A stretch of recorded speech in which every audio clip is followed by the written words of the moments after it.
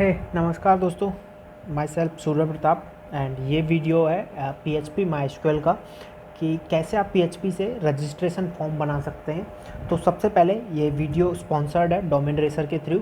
सो मैं आपको बता दूं, डोमेन रेसर एक होस्टिंग वेबसाइट है जहां से आप अपनी वेब होस्टिंग खरीद सकते हैं। इसका जो प्रॉफिट है यहाँ पे, सबसे एक तो अच्छी बात ये है कि आपको यहाँ पे होस्टिंग काफ़ी कम रेट में मिल जाती है। और जो दूसरी बात ये है कि ये SSD में आपको प्रोवाइड करते हैं। अगर आप जानते हैं तो होस्टिंग में SSD अगर आपके पास है तो आपके लिए बहुत ज़्यादा प्रॉफिटेबल है। स्पीड के लिए बहुत काम आती है SSD। अगर आपकी मतलब जो SSD का रेट होता है वो ज़्यादा होता है, लेकिन यहाँ पे नॉर्मल रेट्स में आपको SSD मिल जाएगा। तो आपको स्पीड ऑप्टिमाइजेशन में अपनी वेबसाइट को रैंक कराने में काफ़ी ईजी होता है, आपको काफ़ी हेल्पफुल होगा। सो लेट्स स्टार्ट करते हैं अपना वीडियो। तो हमारा जो वीडियो था वो रजिस्ट्रेशन फॉर्म बनाना है PHP MySQL का यूज़ करके। सो कैसे बनाएंगे, सबसे पहले मैं आपको बता दूं, मैं XAMPP यूज़ कर रहा हूं। अगर आप जानते हैं तो PHP के लिए सेटअप करने के लिए XAMPP किसी भी प्लेटफॉर्म पे रन हो जाता है। विंडोज़ पे वैम्प होता है, लाइनक्स पे लैम्प होता है और मैक पे मैम्प होता है। सो मैं XAMPP यूज़ करता हूँ। सो अभी मैं बता दूं, मैंने एक registration.php करके एक फ़ाइल बनाई हुई है जिसे मैंने अपने Notepad++ में ओपन किया हुआ है। हालांकि मैं नॉर्मली अपने प्रोजेक्ट्स के लिए विजुअल कोड यूज़ करता हूं। सो ये आप देख सकते हो। बाकी अभी यहाँ के लिए मैं नोटपैड यूज़ कर रहा हूँ क्योंकि ये एक छोटा सा ट्यूटोरियल वीडियो है। सो यहाँ पे मैंने इस फाइल को ओपन किया हुआ है, लोकल होस्ट डेमो registration.php। तो अभी आप समझ गए होंगे, एक बार टेस्ट कर लेते हैं कि ये फ़ाइल काम कर रही है कि नहीं कर रही। सो हेलो, और यहाँ पे मैंने रन किया, सो हेलो प्रिंट हो गया। तो इसका मतलब काम कर रही है। ठीक है, सबसे पहले आपको भी पता है हमें डिज़ाइन करना होगा registration form. So let start करते हैं। सबसे पहले तो हमारा जो स्टेप होगा वो HTML का कोड करना होगा और HTML को क्लोज़ करना होगा। उसके बाद as you know head section, head को क्लोज़ किया। उसके बाद बॉडी सेक्शन, बॉडी को क्लोज़ किया और ये हमारा HTML रेडी हो गया। सो आपको पता है बॉडी में कोड होता है और हेड में हमारी फाइल्स लिंक होती हैं और पेज का टाइटल होता है। सो अगर आपको एक और चीज़ मैं बता दूं, HTML फ्रंट एंड लैंग्वेज है जो कि केस सेंसिटिव बिल्कुल नहीं है।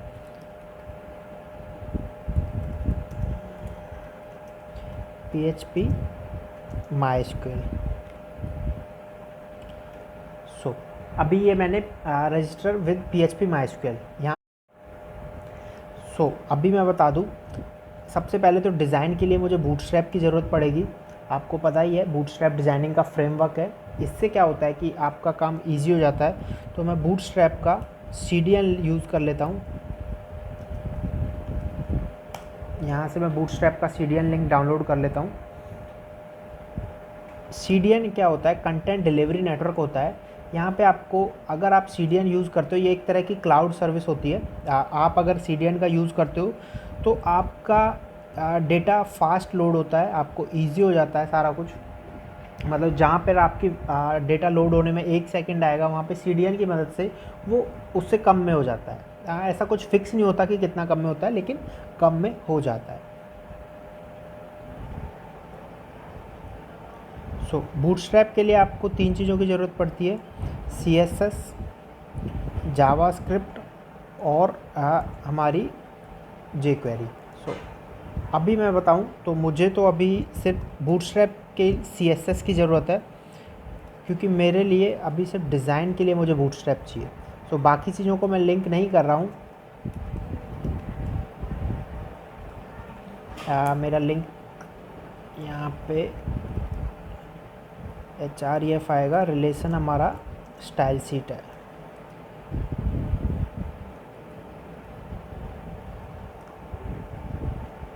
ओके, एक बार चेक कर लेते हैं काम कर रही है कि नहीं कर रही। सो मैंने रीलोड किया और इंस्पेक्ट किया। सो कंसोल में कोई एरर नहीं है। इसका मतलब हमारी बूटस्ट्रैप की CSS काम कर रही है। ठीक है, यहाँ पे मैंने क्या किया, सबसे पहले एक डिव ले लेते हैं। डिव क्लास, अगर आपको बूटस्ट्रैप का पता है तो आप जानते हैं कि बूटस्ट्रैप में कंटेनर क्लास होती है सबसे मेन क्लास। और उसके अंदर हम इजीली काम कर सकते हैं। तो उसके बाद मुझे रो लेनी पड़ेगी डिव की, डिव रो। ये सब आपको नहीं पता तो मैं आपको थोड़ा थोड़ा समझा सकता हूँ। अभी पहले मैं एक बार इसे थोड़ा सा कोड कर लूँ। उसके बाद मुझे एक कॉलम क्लास लेनी पड़ेगी। जैसे कि टेबल में रोज़ और कॉलम्स होते हैं, तो बूटस्ट्रैप भी कुछ उसी तरह काम करता है, बस टेबल पे काम नहीं करता, डिव पे काम करता है। सो मैंने यहाँ पे कॉल SM12। अब मैं आपको बता दूँ, यहाँ पर हमारा फॉर्म बनने वाला है। सबसे पहले मैं आपको दिखा दूँ, अभी यहाँ पे कुछ दिखेगा नहीं क्योंकि मैंने अभी सिर्फ स्ट्रक्चर तैयार किया है, बाकी अभी उसमें कोई बैकग्राउंड कलर वगैरह कुछ नहीं दिया है। सो कंटेनर क्या होता है कि मेनली आपका एक मेन डिव होता है जिसके अंदर आपका सारा काम, सारा जो भी पेज का डिज़ाइन होता है वो कंटेनर के अंदर होता है। रो एक तरह का, मतलब आप समझ लीजिए इसके अंदर आप कॉलम्स बना सकते हो। जैसे अगर आपको बॉक्सेस में डिवाइड करना है तो आप रो ले सकते हो। कॉल SM12 का मतलब ये है कि आपने यहाँ पर एक फुल विड्थ की रो ले ली। यहाँ पर 12 तक होती हैं क्लासेस, 1 से लेके कॉल SM1 से लेके कॉल SM12 तक होता है। 12 का मतलब सबसे बड़ी, यानी 100% की विड्थ।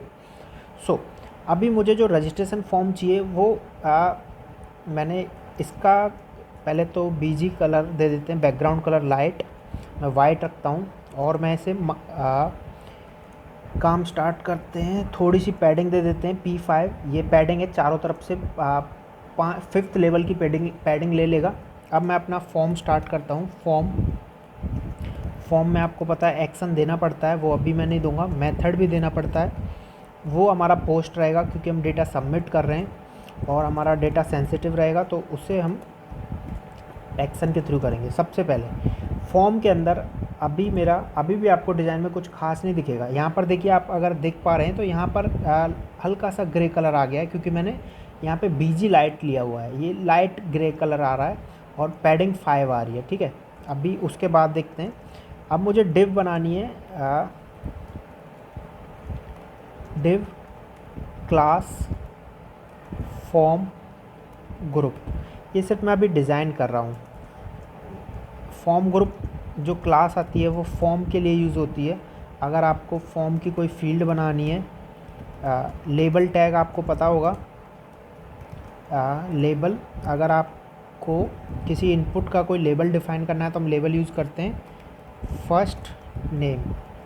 और अब मैं यहाँ पे इसके नीचे इनपुट लगाऊंगा, इनपुट टाइप टेक्स्ट क्लास। यहाँ बूटस्ट्रैप की एक क्लास होती है फॉर्म कंट्रोल, बूटस्ट्रैप की क्लास होती है फॉर्म कंट्रोल। और हमें किसी भी नेम, किसी भी इनपुट फील्ड का या कोई भी फॉर्म फील्ड है उसका नेम देना बहुत ज़रूरी है। तो मैंने F नेम दे दिया। इसी नेम की वजह से मैं इसकी वैल्यू को गेट करूँगा PHP के अंदर। जब फॉर्म सबमिट होगा तो ये नेम मेरा हेल्प करेगा मुझे इस वैल्यू को गेट करने में। सो अभी एक बार देख लेते हैं कि डिज़ाइन कैसा आ रहा है। सो आप देख सकते हो यहाँ पर बूटस्ट्रैप की मदद से, मतलब हमें CSS ना के बराबर करनी पड़ती है। सो अभी हमारा यह बन चुका। प्लेस होल्डर वगैरह मैं नहीं दे रहा हूँ, मैं इसी को कॉपी करूँगा। फर्स्ट नेम हो गया। उसके बाद एक चीज़ ध्यान रखिएगा, हमेशा एक अच्छा डेवलपर अपने कोड को फॉर्मेटिव वे में लिखता है। सो मैंने यहाँ पे L नेम, ये लास्ट नेम हो गया। नेम ज़रूर चेंज करना, बाकी कुछ चेंज करने की ज़रूरत नहीं पड़ेगी आपको, बट नेम आपको ज़रूर चेंज करना पड़ेगा, फर्स्ट नेम लास्ट नेम। उसके बाद आपको पता है रजिस्ट्रेशन में ईमेल की बहुत ज़रूरत होती है क्योंकि एक यूनिक फील्ड होनी ज़रूरी है ताकि यूज़र्स में डिफ्रेंशिएट किया जा सके। एक फील्ड या तो आप यूज़र नेम रख लो या फिर ईमेल रख लो, आपको एक यूनिक फील्ड की बहुत ज़रूरत होती है। ईमेल एड्रेस, मैं इसे ऐसे लिखना पसंद करूँगा, ये आपकी मर्ज़ी है। यहाँ पे इनपुट टाइप मैं ईमेल रखूँगा, ये वैलिडेशन में हेल्प करेगा आपकी। और जैसे कि मैंने आपको बताया नेम चेंज करना ज़रूरी है, ठीक है, ईमेल। और मैं इसे रिफ़्रेश करूँ सो ये कुछ ऐसा दिख रहा है। बाकी अभी डिज़ाइन को मैं और इम्प्रूव कर लूँगा इसका। उसके बाद पासवर्ड के लिए यहाँ पर आप क्या पासवर्ड चाहते हैं अपने यूज़र से, सो मैंने इसका टाइप टेक्स्ट रखेंगे या फिर पासवर्ड रखेंगे। पासवर्ड से ये रहेगा कि ये दिखेगा नहीं, सो इसका मैंने नेम पास रख लिया। नेम आप कुछ भी रख सकते हो, ऐसा नहीं है कि आप इससे रिलेट करते हो, टाइप से रिलेट करते हो, कुछ भी। नेम आपकी मर्ज़ी है क्योंकि आपको वैल्यू गेट करनी है। एक हम कंफर्म पासवर्ड रखेंगे, कंफर्म पासवर्ड, टाइप इसका पासवर्ड ही रखेंगे। इसका मैं सी पास कर देता हूँ, सबका नेम अलग रहेगा। और एक यहाँ पे बटन ले लेते हैं, सेम मैं यहाँ पे इन्हें हटा देता हूँ। यहाँ पे मैं ले लेता हूँ इनपुट टाइप सबमिट, क्योंकि फॉर्म सबमिट करना है। इसमें क्लास दे देते हैं बटन को डिज़ाइन करने के लिए, बटन प्राइमरी, और बटन को क्लोज कर दो। ठीक है, अभी यहाँ पर आप देखेंगे तो हमारा एक छोटा सा फॉर्म रेडी हो गया रजिस्ट्रेशन का। इसमें मैं एक हेडिंग डाल देता हूँ सबसे टॉप पर। यहाँ पर मैं एक H2 ले लेता हूँ और मैंने यहाँ पे टाइप किया रजिस्ट्रेशन फॉर्म। मैं इसे सेंटर कर देता हूँ ताकि ये हेडिंग मेरी सेंटर में है, अदरवाइज़ ऑटोमेटिक लेफ़्ट अलाइंस होता है, अलाइंस लेफ़्ट होता है, टेक्स्ट अलाइंस। सो मैं इसे टेक्स्ट सेंटर कर देता हूँ। ये क्लास किसी भी चीज़ को, मतलब किसी भी टेक्स्ट को सेंटर करने का काम करती है। सो अभी आप देख रहे हो ये जो ग्रे कलर आ रहा है वो बीजी लाइट से आ रहा है, ये फॉर्म फील्ड्स हो गए। ये मैंने एक सिंपल सा फॉर्म बनाया। अभी मुझे काफ़ी विड्थ इसकी बहुत ज़्यादा है, तो हम क्या करते हैं, 12 की जगह मैं इसे 6 कर लेता हूँ। अब जाके इसकी विड्थ थोड़ी ठीक है, बस ये सेंटर होना चाहिए। तो मार्जिन ऑटो कर लेते हैं, मार्जिन एम ऑटो। ठीक है, margin auto. So margin auto क्या करेगी, इसे सेंटर में ले आएगी। अब टॉप से थोड़ा नीचे कर लेते हैं। तो मैंने क्या किया, कंटेनर में PT5 यानी पैडिंग दे दिया टॉप से, ताकि ये थोड़ा सा नीचे आ जाए। अभी मेरा कुछ इस तरीके से आपको दिख रहा है। यहाँ पर मेरे नेम हो गया, लास्ट नेम हो गया, ईमेल हो गया, पासवर्ड हो गया, कंफर्म पासवर्ड हो गया, और फॉर्म सबमिट करने के लिए बटन हो गया।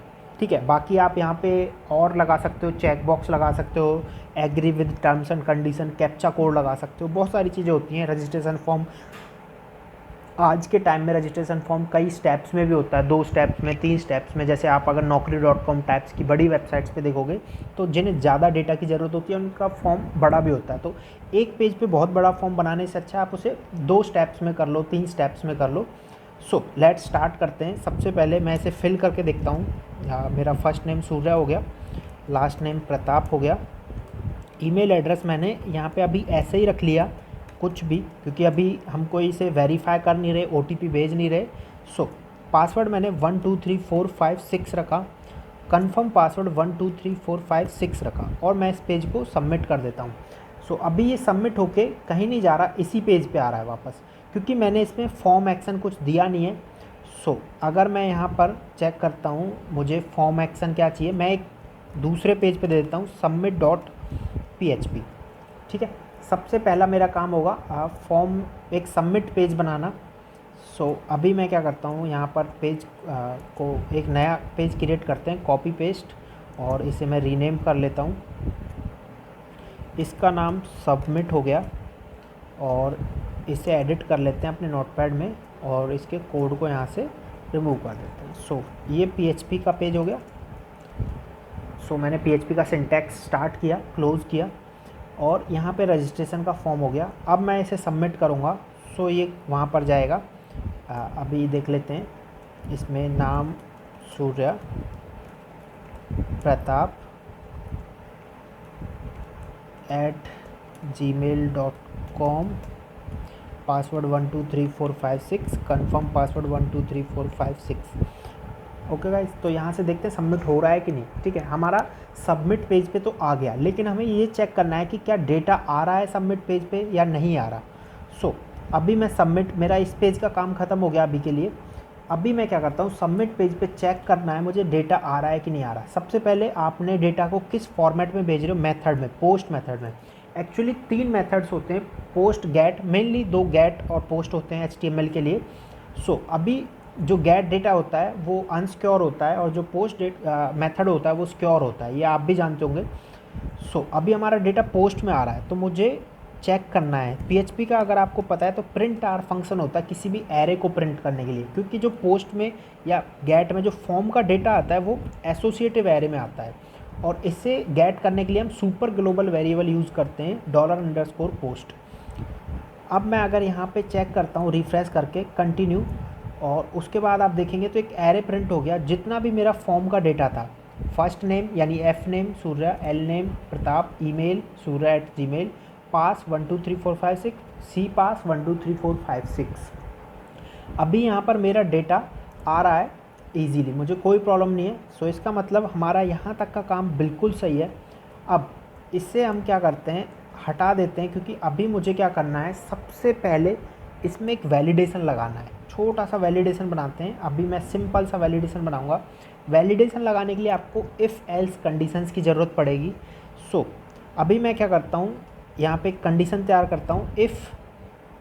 अभी मैं बता दूँ इफ़ को स्टार्ट करने का तरीका ये होता है, और एल्स को इस तरीके से आप इफ़ एल्स यूज़ करते हैं। सो आपको यहाँ इस ब्रैकेट में कंडीशन लिखनी होती है। अगर कंडीशन ट्रू हुई तो इफ़, अदरवाइज़ फॉल्स हुई तो एल्स। अब मैं आपको बता दूँ मॉडर्न पीएचपी में एक और तरीका है, इफ़ आप कॉलन लगा के यहाँ पे एंड इफ़, इस तरीके से भी कर सकते हैं, और आप एल्स। सो ये आपका मॉडर्न तरीका हो गया। लेकिन अभी मैं यहाँ पे सिंपल पीएचपी यूज़ करूँगा, जो पुराना तरीका था। आजकल मॉडर्न लैंग्वेजेस में यही तरीका यूज़ हो रहा, पाइथन, पीएचपी, कोई भी हो। सो मुझे क्या करना है, सबसे पहले $_पोस्ट सबसे इम्पोर्टेंट जो फील्ड है, मैं सिर्फ ईमेल पे लगा रहा हूँ, क्योंकि ईमेल और पासवर्ड सबसे इम्पोर्टेंट है। बाकी आप सब पे लगा सकते हो। मैं चेक कर रहा हूँ कि अगर ईमेल आया कि नहीं आया। इस सेट करके एक फंक्शन होता है जो बताएगा कि आपका वेरिएबल खाली है कि नहीं है। अगर इस सेट में आपने कोई वेरिएबल डाला है, मैंने डाला है $_पोस्ट ईमेल, यानी कि मैंने ये एक एरे हो गया पोस्ट, और ये उसकी की हो गई, तो यानी कि ये हमारी एक वैल्यू हो गई। मैं इस सेट में डाल के इसे चेक कर रहा हूँ कि ये अगर ट्रू हुई तो इफ़ प्रिंट करेगा, नहीं हुई तो फॉल्स प्रिंट करेगा। तो चेक कर लेते हैं, हेलो ट्रू और एको फॉल्स। यहाँ तक आप देखिए, मैंने सिर्फ सिंपल सी कंडीशन लगाई है, इफ़ इस सेट में पोस्ट को चेक किया है, पोस्ट की ईमेल वैल्यू को, यानी हमारा फॉर्म जो भेज रहा है वो एक एरे भेज रहा है, उस एरे में से मैं सिर्फ एक वैल्यू चेक कर रहा हूँ। आपको सभी चेक करनी है जो भी आपकी रिक्वायर्ड है। सो मैं यहाँ पर देखता हूँ तो यहाँ पे ट्रू आ रहा है, क्योंकि हमारे पास ईमेल वैल्यू आ रहा है, ठीक है। अगर नहीं आता तो ये रिटर्न फॉल्स करता। मान के चलो अगर मैं यहाँ पे ईमेल्स लिख दूँ, ऐसी तो कोई वैल्यू मेरे पास है ही नहीं, तो ये फॉल्स प्रिंट करेगा, ठीक है। तो हमारी यहाँ पे एक सिंपल सी कंडीशन हो गई। अब मैंने क्या किया, एंड लगाया, और मैंने फिर से एक और इस सेट फंक्शन का यूज़ किया, और इसमें मैंने कहा पोस्ट पासवर्ड। मैं यहाँ पे पास को भी चेक करूँगा। तो ये दो फील्ड्स मुझे चाहिए।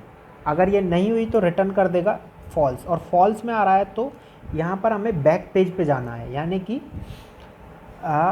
हमें उसी पेज पे रीडायरेक्ट करना है। तो आपको पता हो तो पीएचपी में रीडायरेक्ट के लिए हेडर फंक्शन यूज़ होता है। हेडर के अंदर आप वेरिएबल पास करोगे, आपको प्रॉपर्टी पास करनी है, यानी कि उसका पैरामीटर पास करना है। लोकेशन आप कैपिटल स्मॉल कैसे ही लिख लो, कॉलन, और लोकेशन में यहाँ पे आपको वैल्यू देनी होगी जिस पेज पे आपको रीडायरेक्ट करना है। तो मैंने क्या किया, रजिस्ट्रेशन पेज था मेरा, registration.php, ये हमारा पेज था। तो एक बार मैं चेक कर लेता हूँ जा भी रहा है कि नहीं। एक बार खुद से गलत की डाल दिया और मैंने चेक किया। सो ये यहाँ पर बैक जा रहा है registration.php पेज पे। एक मैंने गलती कर दी, यहाँ पे कोटेशन का इशू आ रहा है। ये देखिए यहाँ पे आप URL देखोगे तो कोटेशन आ रहा है। सो बैक पेज पे जाते हैं दोबारा, और यहाँ से मैंने कोटेशन लगा दिया। सिर्फ आपको इस तरीके से लिखना है। अब मैं यहाँ से फिर से सबमिट कर देता हूँ, पासवर्ड मैं खाली छोड़ देता हूँ, ठीक है, और मैं सबमिट करता हूँ। सो ये इसी पेज पे आ रहा है।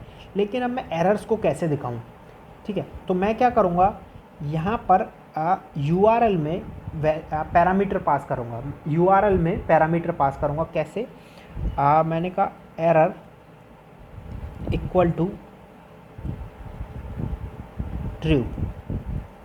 मैंने ये एक पैरामीटर पास किया। अब समझ लो आप URL के पैरामीटर्स क्या होते हैं। पहले एक बार रीडायरेक्ट करते हैं, फिर मैं आपको समझाऊंगा।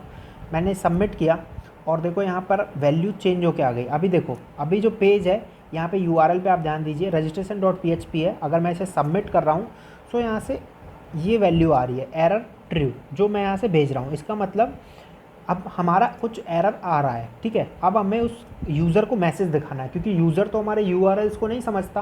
पहले मैंने आपको अभी बताया था फॉर्म के 2 मेथड्स होते हैं, गेट और पोस्ट, ठीक है। तो ये जो मेथड होता है यूआरएल में वैल्यू पास करना, ये गेट मेथड होता है, ओके। इसे आप गेट मेथड कह सकते हो। जैसे कि अगर मैं आपको दिखाऊं, अगर मैं अपने फॉर्म का मेथड चेंज कर दूं, गेट कर दूं या फिर कुछ भी ना दूं, तो बाय डिफ़ॉल्ट भी गेट होता है। सो अब मैं अगर फॉर्म को सबमिट करता हूं, ठीक है, अब मैं इसमें कुछ भी डाल देता हूं, यहाँ से ईमेल आपको सही डालना पड़ेगा क्योंकि आपने ईमेल फील्ड का नाम रखा है, और मैं इसे सबमिट कर देता हूँ। सो आप देखेंगे जो वैल्यू है, वेट अ सेकेंड, अभी जो रीडायरेक्ट कर रहा है वो इसलिए कर रहा है क्योंकि हमने कंडीशन लगाई है पासवर्ड और ईमेल पे।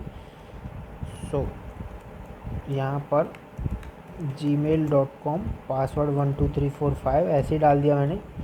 उसके बाद चेक किया, फिर से रीडायरेक्ट हो रहा है। सो कंडीशन में कुछ इशू है, चेक करते हैं एक बार।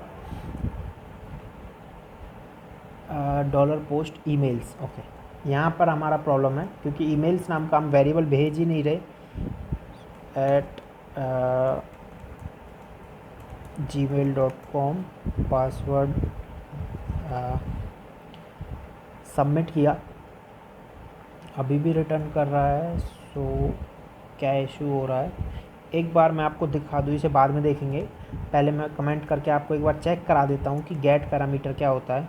मैंने सबमिट किया, अब आप देखिए F name, last name, email, password, confirm password, सभी कुछ यूआरएल में आ गया। सो ये भी अब एरे ही है। अगर आपको इसे गेट करना है तो जहां हमने $_ पोस्ट लिया था कैपिटल में, अब इसे हम $_ गेट में यूज़ कर सकते हैं। सो आप इसे प्रिंट भी कर सकते हो, फैच भी कर सकते हो। सो अब ये फॉर्म से भी सबमिट कर सकते हो, या फिर आप रीडायरेक्ट करते टाइम खुद अपने यूआरएल में इस तरह की वैल्यूज़ डाल दो ताकि आप उन्हें दूसरे पेज पे जाके गेट कर सको और उनसे कुछ अपने फंक्शंस को सही कर सको, या मतलब देख सको कि क्या प्रॉब्लम आ रहा है, या फिर जैसे मैं अभी एग्जांपल दे रहा हूँ एरर शो करने के लिए। अब देखो इस पेज पे मैं कैसे करूँगा एरर शो। सो मैं रजिस्टर पेज पे गया और यहाँ पे रजिस्ट्रेशन से ऊपर या नीचे कहीं भी अपनी एक जगह बना लो जहाँ पर आपको लगे। सो मैं यहाँ पे PHP स्टार्ट कर लेता हूँ सबसे पहले तो, और PHP क्लोज़ कर लेता हूँ, ठीक है। अभी मैं क्या करूँगा, इफ़ इस सेट $_ गेट, जैसे कि मैंने बताया था, और मेरा जो वेरिएबल है ये एरर है, ठीक है। की का नाम एरर है और ट्रू इसकी वैल्यू है। सो मैंने क्या किया, एरर को चेक किया, अगर एरर में कोई वैल्यू है तो मैं उसे प्रिंट कराऊंगा एको, या फिर मैं कहूँगा इसे ऐसे भी कर सकते हो आप, या फिर आप इस तरीके से कर सकते हो कि गेट में अगर वैल्यू ट्रू है, ठीक है, गेट की जो वैल्यू है वो ट्रू है, ठीक है। अभी ट्रू इस तरीके, क्योंकि हम स्ट्रिंग लेके आ रहे हैं यहाँ पे, बूलियन वैल्यू नहीं लेके आ रहे हैं, हम स्ट्रिंग वैल्यू लेके आ रहे हैं। अगर ये ट्रू है सो हमारा प्रिंट क्या करे, प्लीज़ चेक योर फील्ड्स, ठीक है, ये हमारा मैसेज होगा। और अभी इसे मैं एक पैराग्राफ के अंदर डाल देता हूँ और इस पैराग्राफ को PHP के बाद बंद कर देता हूँ। सो इसका मतलब जो ये इको होगा ये इसके अंदर होगा, और इसमें मैं एक क्लास देता हूँ ताकि ये रेड कलर का आए, टेक्स्ट डेंजर, ठीक है। इस तरीके से दे सकते हो एक तरीका। दूसरा तरीका ये है कि आप इसे यहाँ पर इसी में डाल सकते हो, बस अब कोटेशन सिंगल आएगा क्योंकि डबल के अंदर सिंगल कोटेशन आता है और सिंगल कोटेशन के अंदर डबल कोटेशन आता है। ये प्रोग्रामिंग का रूल होता है, कोटेशन एक दूसरे के अपोजिट चलती हैं। सो आप इस तरीके से भी कर सकते हो। अगर बाहर डबल होता तो अंदर सिंगल आता, अगर बाहर सिंगल होता तो अंदर डबल आता। कोटेशन अपोजिट होती है। आपको देखो एक छोटा सा एग्जांपल दे देता हूँ। ये मेरा कोटेशन है, अब इसके अंदर जो अंदर की कोटेशंस आएंगी वो सिंगल आएंगी, अब इसके अंदर अगर कोटेशन लगानी है वो डबल आएंगी। तो इस तरीके से चलेगा, आप समझ गए ना। कोटेशन के अंदर जो कोटेशन आती है वो बाहर वाली के अपोजिट होती है, ठीक है। अब मैं इसे एक बार फिर से रिफ्रेश करता हूँ। सो यहाँ देखिए प्लीज़ चेक योर फील्ड्स, ठीक है, क्योंकि मेरा यहाँ से एरर आ रहा है। अब मैंने क्या किया, इसे सेंटर कर देते हैं, टेक्स्ट सेंटर। अभी मैं एक ही जगह एरर बता रहा हूँ, बाकी आप हर फील्ड के हिसाब से भी कर सकते हो। क्या होगा कि जिस फील्ड का यहाँ पे एरर आ रहा है तो आपको काफ़ी सारी इफ़ कंडीशन बनानी होंगी। जैसे अभी मैंने क्या किया हुआ है, अगर आप हर फील्ड का अलग अलग दिखाना चाहते हो, अभी मैंने दोनों फील्ड्स को एक ही जगह चेक किया हुआ है। तो मैं अगर क्या करता, ईमेल को अलग इफ़ में चेक करता, पासवर्ड को अलग में करता और नेम को अलग में, सबको अलग में, तो सबका हेडर एल्स अलग होता और रिटर्न अलग करता। तो यहाँ से मैं करता एरर ट्रू एक और वेरिएबल बना देता एंड अगर ये ईमेल का होता तो। अभी मैं बात करूँ, ये हमारा यहाँ तक कितना हो गया, ठीक है। अभी मैं यहाँ से सही वैल्यू डालता हूँ और मैं एक बार ईमेल डालता हूँ यहाँ पर gmail.com, पासवर्ड 1234, पासवर्ड 1234, ठीक है। अब मैं इसे सबमिट करता हूँ। सो देखते हैं अभी भी ये रिडायरेक्ट कर रहा है, तो इसका मतलब हमारा यहाँ पर ईमेल और पासवर्ड हम दोनों को चेक कर रहे हैं। हम देख रहे हैं कि अगर दोनों ही सेट हो तो रिटर्न करें ट्रू, अदरवाइज़ फॉल्स। सो अभी जो हमारे फॉर्म की वैल्यूज़ हैं, एक बार नेम चेक कर लेते हैं, ईमेल और पास दोनों सही हैं, दोनों में वैल्यूज़ जा रही हैं, ठीक है। एक बार मैं इसे अभी के लिए हटा देता हूँ और इस पेज पे आ जाता हूँ, या फिर मैं रीडायरेक्ट को रोक देता हूँ ताकि मुझे बार बार फॉर्म फिल ना करना पड़े। और चेक कर लेते हैं मैं कहाँ गलती कर रहा हूँ। प्रोग्रामिंग में सबसे मेन चीज़ होती है, आपको हिट एंड ट्रायल करना ही पड़ता है। आप अपने कोड को लिखो और उसे टेस्ट करो। अच्छा, मेरा मेथड है वो गेट है, इसीलिए वो रिटर्न कर रहा है, क्योंकि मुझे, और मैंने वेरिएबल पोस्ट लगाए हुए हैं, मुझे इसे पोस्ट करना होगा और बैक जाना होगा और दोबारा से फिल करना होगा और सबमिट करना होगा। अच्छा, एक बार रीलोड कर लेते हैं पेज को।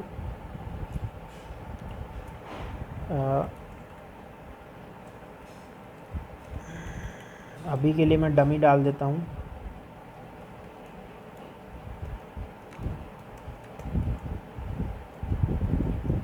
इसको 1 2 3 4, 1 2 3 4 और मैंने सबमिट किया, ठीक है। अभी यहाँ पर डेटा आ रहा है, मतलब कि हम उसी पेज पे हैं क्योंकि मैंने कमेंट कर दिया। अगर गलती भी हुई तो वो रिटर्न नहीं करेगा। चेक कर लेते हैं कि हमारी कंडीशन ट्रू है कि नहीं। सो मैंने यहाँ पर सही है, कंडीशन ट्रू है, मीन्स हमारा, अब हम इसे हटा सकते हैं, ठीक है। अगर आप रिफ़्रेश करेंगे सो इसी पेज पे हम रहेंगे। अब यहाँ पर हमारा कंडीशन तो हो गया। अभी आप पासवर्ड को भी चेक कर सकते हो इफ़ एल्स के थ्रू ही। सो वो बाद की चीज़ है, वैलिडेशंस मैं नेक्स्ट वीडियो में आपको समझा दूँगा। अभी मुझे माइस्क्यूएल का यूज़ करना है, तो सबसे पहली बात कनेक्शन करना होगा। सो कनेक्शन हम टॉप पे करते हैं पेज के पे, और मैं तो आपको कहूँगा कि कनेक्शन का एक अलग पेज बनाइए और उसे इंक्लूड कीजिए। सो यहाँ पे मैं इसे कॉपी कर लेता हूँ, कॉपी पेस्ट, और मैं इसका नाम दे देता हूँ db, और db के अंदर मैं db को एडिट कर लेता हूँ फाइल को, और ये कनेक्शन फ़ाइल होगी मेरी। इसमें मैं माइस्क्यूएल का कनेक्शन रेडी करता हूँ। सो अभी माइस्क्यूएल आप जानते हो PHP और माइस्क्यूएल का कॉम्बिनेशन डेटाबेस, यानी माइस्क्यूएल एक डेटाबेस होता है, और पहले माइस्क्यूएल यूज़ होता था, अब MySQL आई यूज़ होता है, माइस्क्यूएल का लेटेस्ट वर्जन आई। और आई में अब 3 चीज़ होती हैं, ऑब्जेक्ट ओरिएंटेड होता है, एक आपका प्रोसीडर होता है, और एक आपका PDO होता है। तो 3 तरीके से होते हैं। मैं आपको सिंपल ऑब्जेक्ट ओरिएंटेड से बताऊंगा। ऑब्जेक्ट ओरिएंटेड चीज़ आपको सीखनी चाहिए, अगर नहीं भी आती तो मैं आपको रिकमेंड करूंगा कि ओप्स आपको कॉन्सेप्ट पूरा सीखना चाहिए और उसे दिमाग में बिठा लेना चाहिए। क्योंकि क्या है कि ओप्स अगर आपको नहीं आता तो मैं आपको बता दूं कि ओप्स बहुत इंपॉर्टेंट है आपके हर इंटरव्यू के लिए, आपके करियर के लिए, आपके फ्यूचर के लिए ओप्स बहुत इंपॉर्टेंट है। क्योंकि सारे फ्रेमवर्क्स, कोऑर्डिनेटर, लारावेल, PHP के जितनी भी एडवांस चीज़ें वो ओप्स पे ही काम करते हैं। सो मुझे लगता है कि मुझे प्रोसीजर सिंपल माइस्क्यूएल काम यूज़ करना चाहिए ताकि आप सबको समझ आए। सो मैं क्या करता हूँ, सबसे पहले 3 वेरिएबल बनाता हूँ। एक होगा मेरा होस्ट, ठीक है। होस्ट क्या होता है ये सब मैं समझा दूंगा, पहले 3 वेरिएबल बना लूँ। एक हो गया यू नेम, या फिर मैं कहूँ DB यूज़र, उसके बाद एक वेरिएबल DB पास, हालांकि जिसे पता है वो समझ गया होगा। और जिसे नहीं पता उसे मैं समझा देता हूँ। होस्ट एक तरह से आपका, अगर आप लोकल पे बात करें, अगर मैं ज़ैम्प यूज़ कर रहा हूँ तो यहाँ पे लोकल होस्ट होगा। लेकिन अगर मैं बात करूँ कि मेरा सर्वर पे अगर हम काम कर रहे हैं सी पैनल पे, तो सी पैनल पे भी होस्ट लोकल होस्ट ही होता है। लेकिन अगर आप क्लाउड वगैरह पे काम कर रहे हैं तो मे बी आपका होस्ट चेंज हो सकता है, क्योंकि ये आपका कनेक्शन होता है। यानी कि होस्ट एक तरह का आईपी है या फिर डोमेन है जो आपके डेटाबेस को और आपके सर्वर को, यानी कि पीएचपी को कनेक्ट करने का पाथ देता है। यानी होस्ट एक पाथ है, आप समझ सकते हो, डेटाबेस और पीएचपी के बीच के कनेक्शन पाथ है। अब होस्ट हो गया। यूज़र नेम जो मेरा है वो रूट है, क्योंकि बाय डिफ़ॉल्ट ज़ैम्प हो या लोकल सिस्टम पे आपके सर्वर होते हैं उनका रूट ही होता है और पासवर्ड ब्लैंक होता है। लेकिन अगर सर्वर पे आप काम करें, आप अगर डोमेन रेसर की होस्टिंग ले रखी है, आपने कहीं से भी ले रखी है, सो वहाँ पर आपका यूज़र नेम पासवर्ड अलग हो सकता है, जो आप सेट करोगे वो रहेगा। सो अभी यहाँ तक हमारा फर्स्ट स्टेप हो गया। ये तीनों वेरिएबल्स मैंने इसलिए बनाए क्योंकि इनकी मुझे ज़रूरत पड़ेगी कनेक्शन करने के लिए। पीएचपी और डेटाबेस यानी माईएसक्यूएल का कनेक्शन करना पड़ेगा। सो मैं एक कनेक्शन वेरिएबल बना लेता हूँ। मैंने क्या किया, माईएसक्यूएल आए, जैसा कि मैंने कहा लेटेस्ट वर्जन यूज़ होगा। माईएसक्यूएल को तो सपोर्ट करना ही बंद कर दिया है PHP 7 ने, सो आपको लेटेस्ट चीज़ों पे ही पढ़ना है। माईएसक्यूएल आए अंडरस्कोर, अभी आप देखो यहाँ पे सजेशन दे रखे हैं, मैं आपको बताऊँ तो कनेक्ट करके एक फंक्शन होता है, माईएसक्यूएल आए अंडरस्कोर कनेक्ट। यहाँ पर एक फंक्शन होता है। अब देखिए, अगर आपको फंक्शंस नहीं पता, सिर्फ नाम पता है या ये नहीं पता पैरामीटर्स कितने हैं, मैंने एक ब्रैकेट लगाया, देखो आपके एडिटर ने आपको तुरंत बता दिया माईएसक्यूएल आई का फंक्शन है माईएसक्यूएल आई अंडरस्कोर कनेक्ट, जिसमें पहला जो पैरामीटर पास होगा वो स्ट्रिंग होगा और होस्ट होगा, यानी जो हमने होस्ट वेरिएबल बनाया है। दूसरा जो पैरामीटर होगा वो स्ट्रिंग होगा और यूज़र नेम होगा। तीसरा स्ट्रिंग होगा और पासवर्ड होगा। चौथा स्ट्रिंग होगा, डेटाबेस का नाम होगा, और उसके बाद पोर्ट होगा। उसके बाद और भी हैं जो दिख नहीं रहे, स्क्रीन से बाहर जा रहे हैं, लेकिन मैं आपको बता दूंगा सबका। सो होस्ट, यूज़र नेम, पासवर्ड और डेटाबेस का नाम, ये 4 हमें ज़रूरी हैं। तो मैं स्टार्ट करता हूँ। यहाँ पर मैंने होस्ट डाल दिया, DB यूज़र डाल दिया, उसके बाद DB पास डाल दिया। उसके बाद डेटाबेस का नाम अभी आप ऊपर वेरिएबल बना लीजिए या फिर आप डायरेक्ट लिख दीजिए। मैं यहाँ पे डेमो लगा देता हूँ, शायद मेरे पास डेमो नाम का डेटाबेस बना पड़ा है।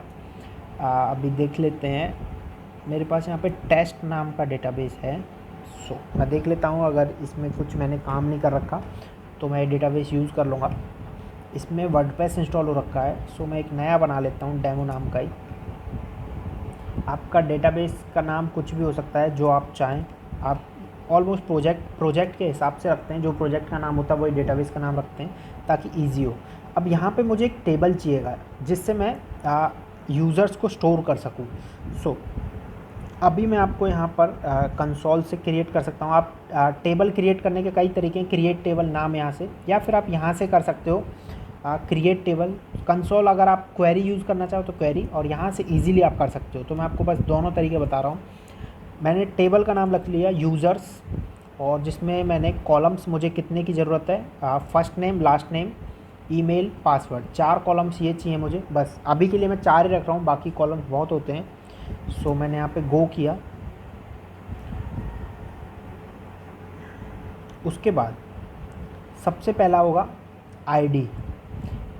हर टेबल के अंदर प्राइमरी आईडी, यानी आईडी एक काम आती है जब आप कंडीशंस लगाते हो वेयर वगैरह, तब आपके काम आएगी। इंट रहेगा, इसका लेंथ मैं 11 ले लेता हूँ, और यहाँ पर इसका डिफ़ॉल्ट जो वैल्यू रहेगा उसे छोड़िए, अभी ऑटो इंक्रीमेंट कर देते हैं सबसे पहले तो, ताकि अपने आप हमें आईडी फिल ना करनी पड़े, अपने आप वो फिल हो जाए। ठीक है, ऑटो इंक्रीमेंट। उसके बाद फुल नेम, मैं फुल नेम ले लेता हूँ, कोई नहीं, मैं फर्स्ट नेम और लास्ट नेम को एक ही कॉलम में स्टोर कर लूँगा। मैंने यहाँ पे वैरचर कर लिया और इसका मैंने 50 कर लिया। ये करेक्टर लेंथ है, यानी कि SURYA सूर्या, 5 करेक्टर हो गए, तो उस हिसाब से 50 की लिमिट दे दी मैंने। और मैं यहाँ से नल कर देता हूँ, बाई चांस अगर इसमें वैल्यू ना भी आए तो भी चल जाए। ईमेल और पासवर्ड ये मेरी फील्ड्स हो गई। ईमेल भी वैरचर, आईडी के अलावा ज़्यादातर सबको वैरचर रखो ताकि आपको ईजी हो, एरर्स नहीं आएंगे, काफ़ी प्रॉब्लम से आप बच जाओगे।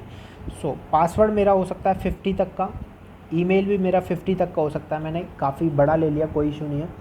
और दूसरी बात, अब यहाँ पे मैं इसे सेव कर देता हूँ। सबसे पहले तो सेव किया, और अगर आपको क्वेरीज नहीं आती तो आप देखिए ये क्वेरी कंसोल में प्रिंट हो गई है, ठीक है। Create table demo dot users, demo database का नाम है, यूज़र्स टेबल का नाम है। आपने उसके बाद कीज़ दे दी, ID int 11, not null, auto increment, full name varchar null, email varchar not null, password varchar not null, primary key set कर दी। प्राइमरी की जो हमारी है वो आईडी है, ठीक है। प्राइमरी की यानी यूनिक होती है, और ये टेबल को डिफ़ाइन करती है, या मैं कहूँ कि टेबल में आपकी हेल्प करेगी हर तरह की क्लॉज या कंडीशंस को यूज़ करने में।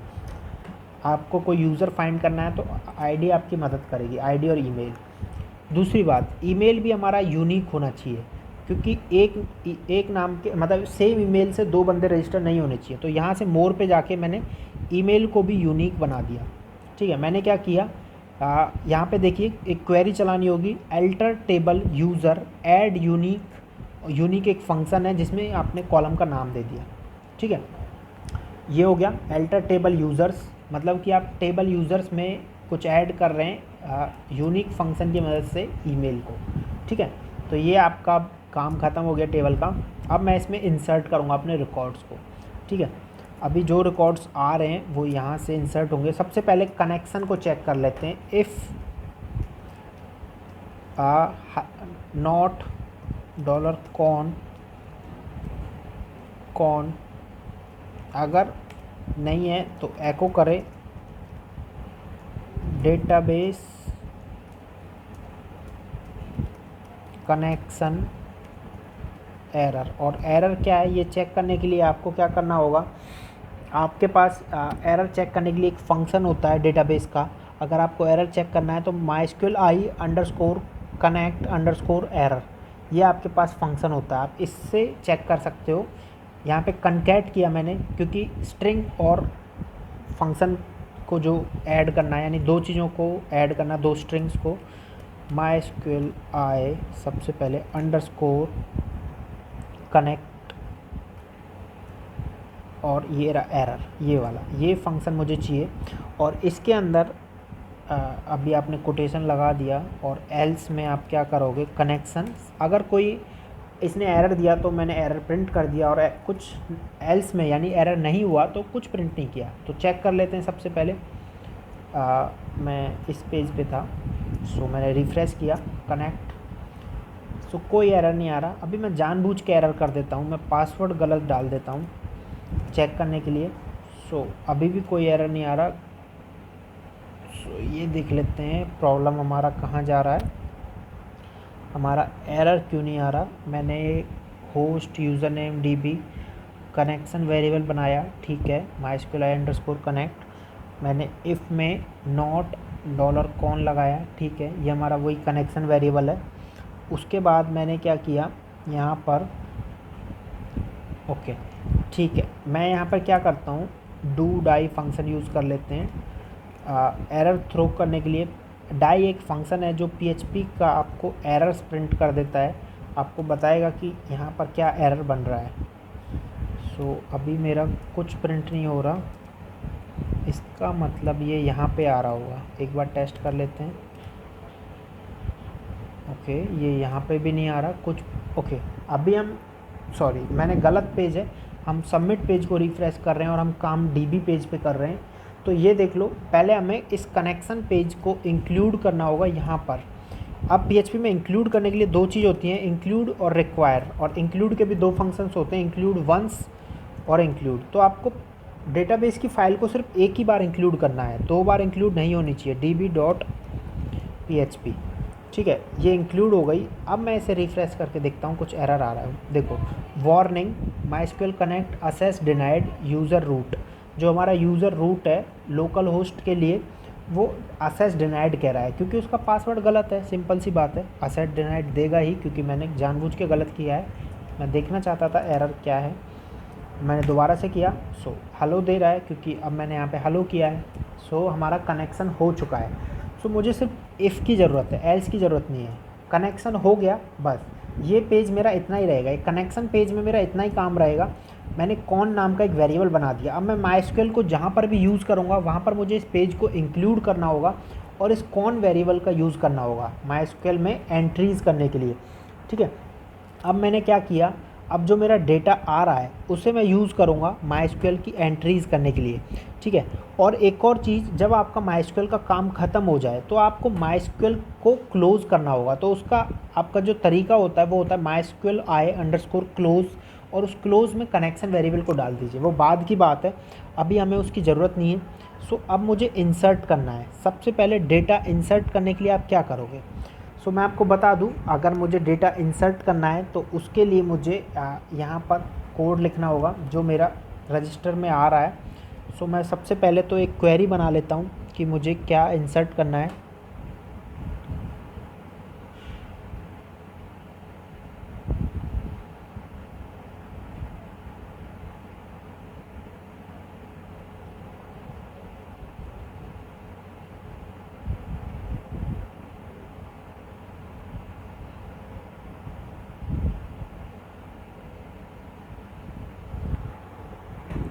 सो सबसे पहले मुझे क्वेरी रिटर्न करनी होगी। इंसर्ट की क्वेरी आपको पता हो तो इंसर्ट इनटू टेबल का नाम है यूज़र्स, और इंसर्ट इनटू यूज़र्स। अब यहाँ पर दो चीज़ें, यूज़र्स के कॉलम और values.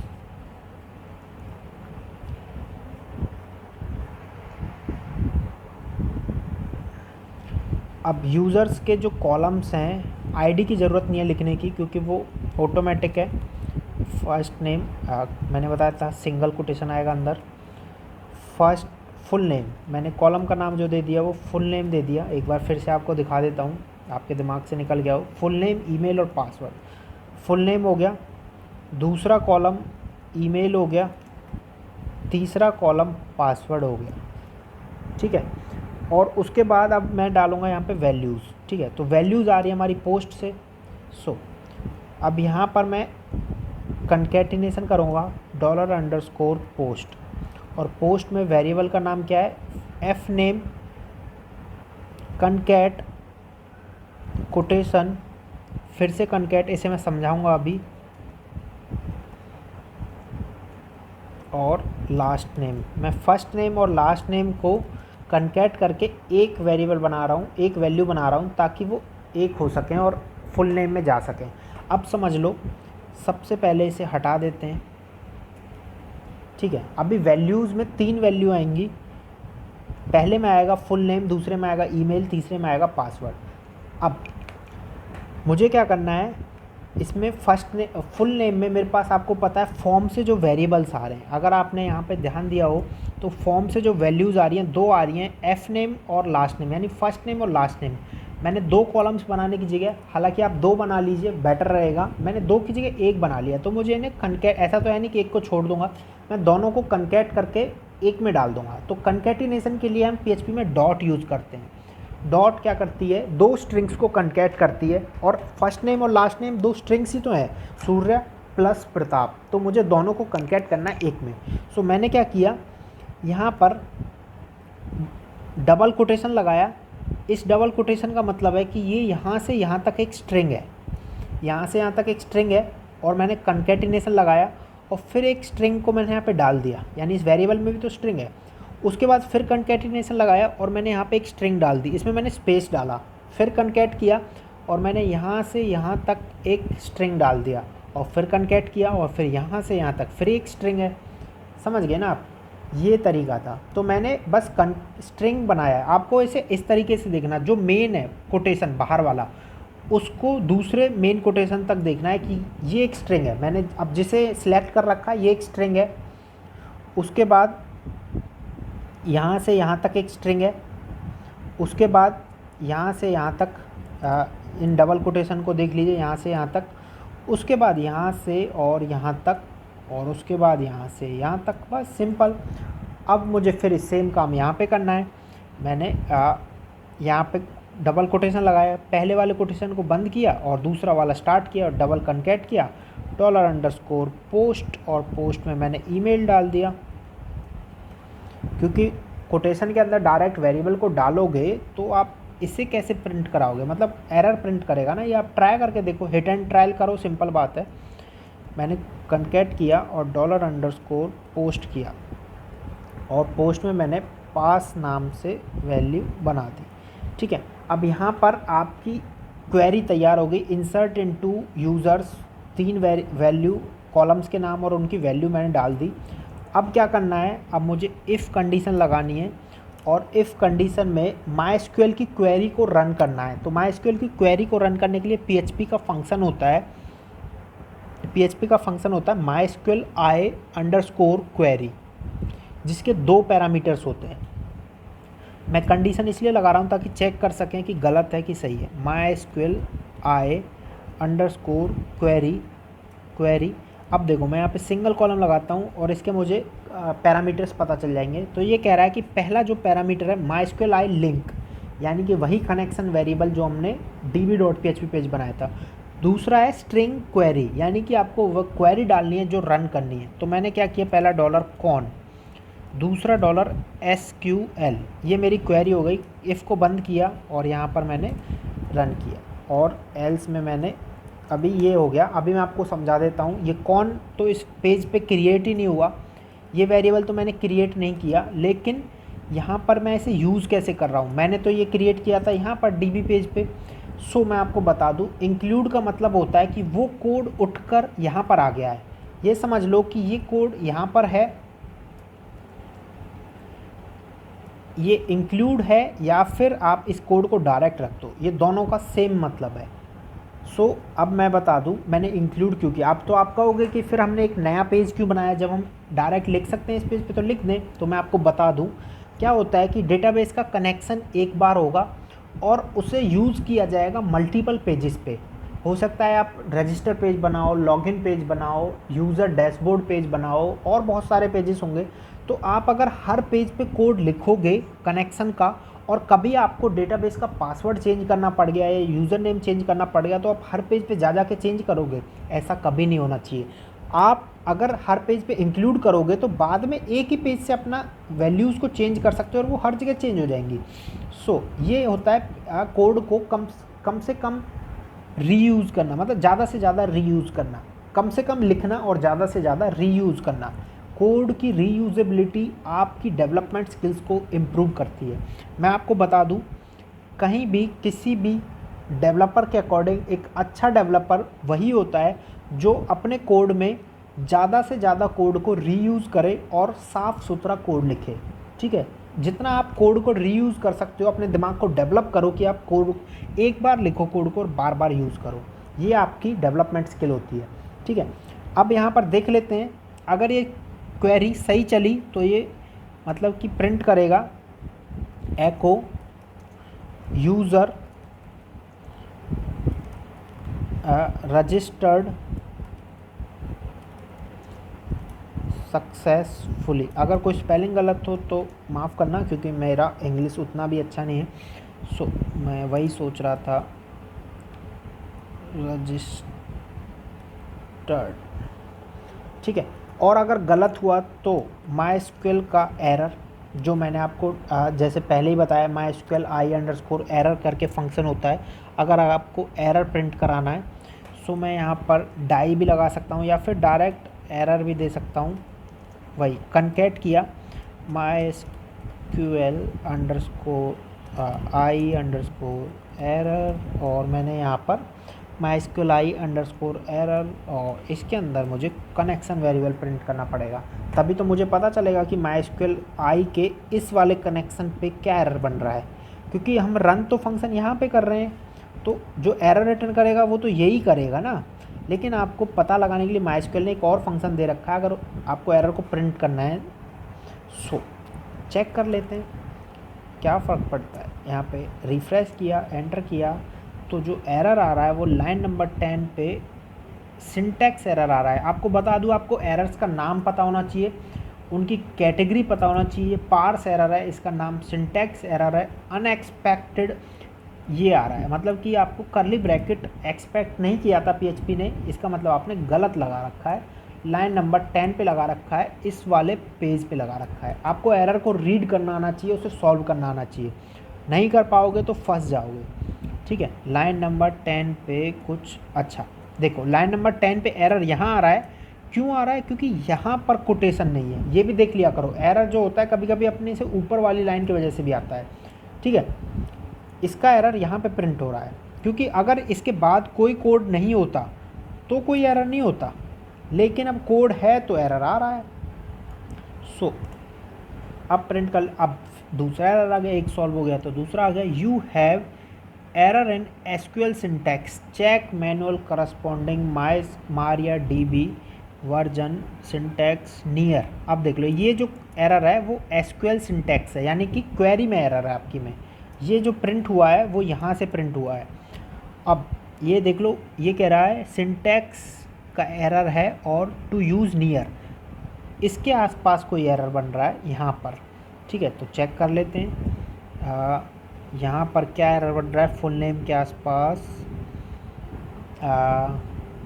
Insert into users, column का नाम तो फुल नेम है तो सही है हमारा। और अगर मैं देखूँ, अच्छा, कॉलम्स को कोटेशन में देने की ज़रूरत तो मुझे नहीं है।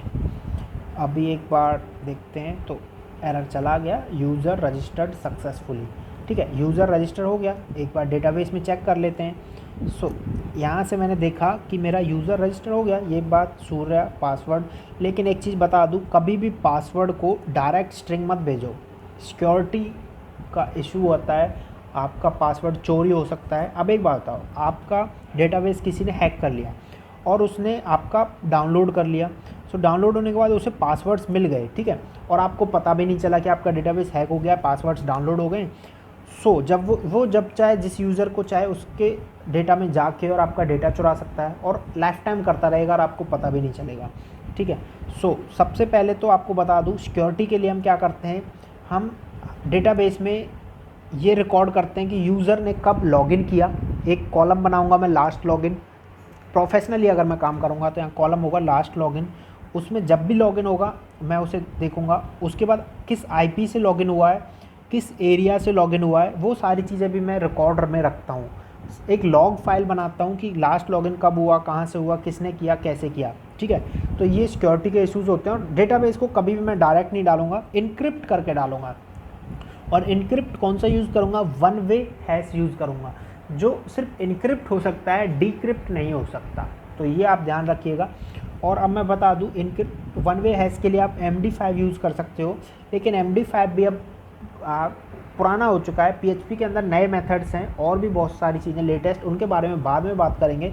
सो रजिस्ट्रेशन सक्सेस हो गया। अगर आप इस मैसेज को लास्ट पेज पे देना चाहते हैं, रजिस्टर पेज पे, तो आपको रीडायरेक्ट करना होगा। और जो मेथड हमने यहाँ पे यूज़ किया था, ये वाला हेडर लोकेशन एरर ट्रू, अब की बार यहाँ पे एरर फॉल्स करके और एक एंड वेरिएबल लगा के और मैसेज को वहाँ पे प्रिंट करा सकते हो।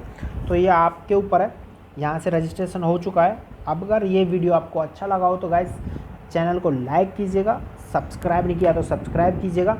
और आपको कोई क्वेश्चन है, कुछ पूछना है, अगर मेरा पढ़ाने का तरीका अच्छा नहीं लगा या कोई डाउट है या अच्छा लगा है, तो वो कमेंट्स में सारा कुछ बताइए यार, अच्छा लगेगा, ताकि मैं कंटिन्यू वीडियोस को कर सकूं। मैं आपके लिए ऐसे ही वीडियोस ला सकूं जिनमें बहुत सारे लोगों के डाउट्स होते हैं, नए नए PHP डेवलपर्स की प्रॉब्लम्स होती हैं, उन्हें सॉल्व कर सकें। तो गाइस थैंक यू। ये वीडियो ख़त्म होता है, यहीं तक था। तो मिलते हैं नेक्स्ट वीडियो में। Bye bye.